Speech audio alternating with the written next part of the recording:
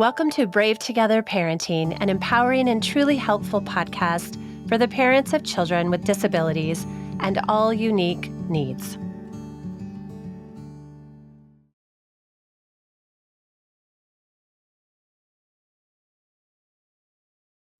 For me as a mom, of a child who's now 19 and now we're getting into those adult years, it just felt so good to have someone talking about those stages and even thinking about those stages. And actually that what you talked about, Kate, that you got from Jessica, that passage really struck me, even in you admitting that there was a little bit of judgment when Jessica was talking about preparing for possibly somebody else taking care of Ryan, right?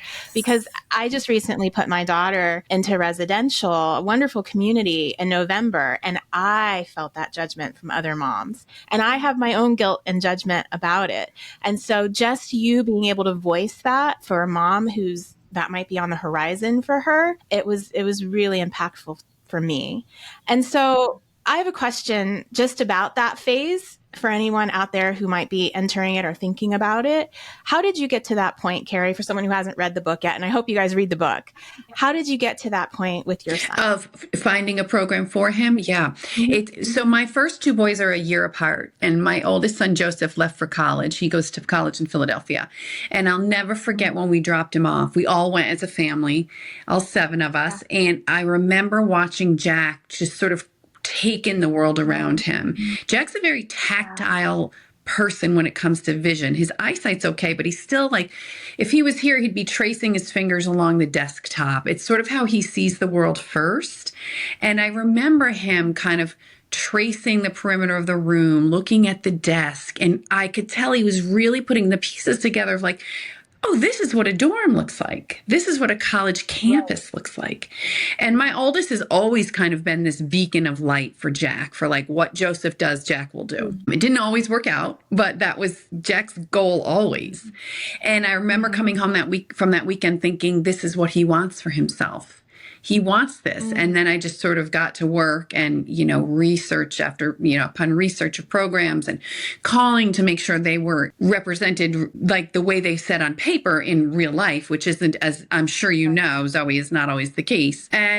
And it just got some momentum, and we were down to 4 programs that would actually work for him for the parameters that we set. And he only got into one, and it was the one that we wanted, luckily.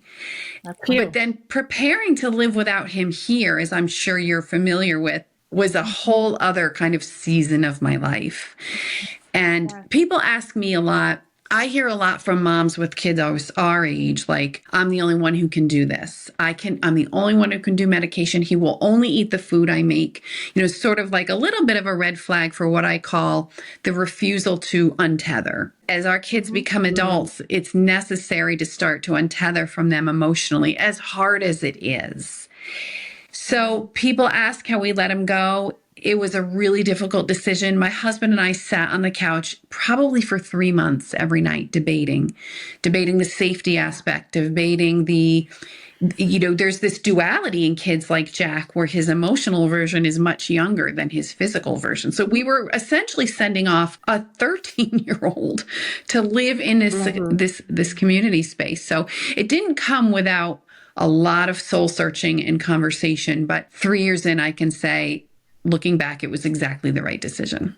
That's wonderful. That's wonderful. And I want to add on Carrie's behalf. So I knew Carrie throughout this, and and for anyone listening, this was not even, you remember, it didn't even like cross your mind. You're like, Jack's going to be with me forever. And so watching it happen, I mean, what a huge deal. It was beautiful to see that this happened. And now knowing her now, I'm like, oh my gosh, you made it. We made it.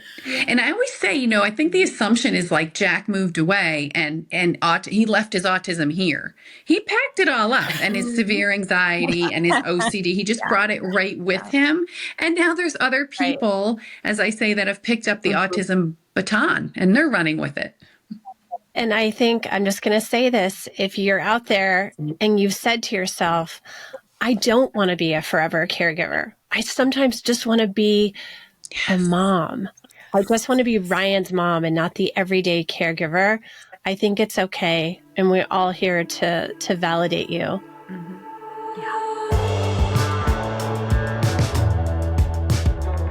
Thanks so much for listening today. Do us a favor and leave us a review and a rating so that this podcast can get into the ears and the hearts of more and more moms. Did you know that Brave Together Parenting Podcast is an extension of our nonprofit organization, We Are Brave Together? We Are Brave Together serves an international community of caregiving moms, offering support groups that are virtual and in-person, educational resources, and low-cost weekend retreats. And we have published our first anthology of caregiving stories entitled Becoming Brave Together, Heroic, Extraordinary Caregiving Stories from Mothers Hidden in Plain Sight. It will encourage and validate every parent caregiver. To join us today, go to wearebravetogether.org.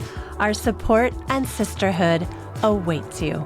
Brave Together Parenting Podcast is for entertainment and education purposes only. It's not a substitute for professional care and should not be relied on for medical or mental health advice. The use of any content on our podcast, links, show notes, or on our website is to be done at your own personal risk. Please seek out a professional to assess your own medical or mental health concerns because we are all beautifully complex and the content of this podcast is for a broad audience.